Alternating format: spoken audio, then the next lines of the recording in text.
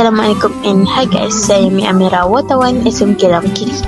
Pada 14 Jun 2025, pihak sekolah SMK Lama Kiri telah mengadakan mesyuarat agung tahunan PIBG kali ke-35 yang bertempat di Dewan Terbuka SMK Lama Kiri. Jom kita saksikan aktiviti yang dijalankan.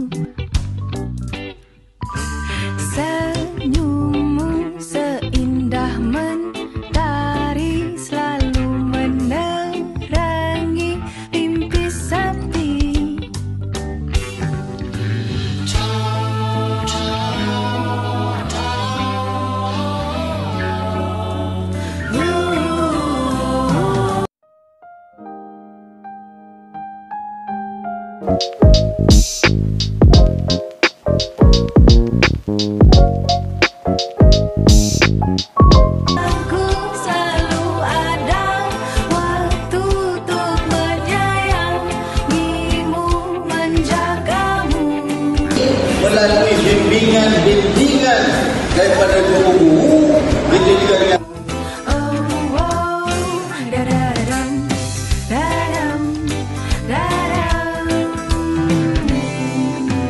matamu redup pakai dan Encik Mandi. Maksudnya belum boleh bawa ke nyata, tapi maksudnya sekarang ni mentari selalu Contohlah nanti bila saya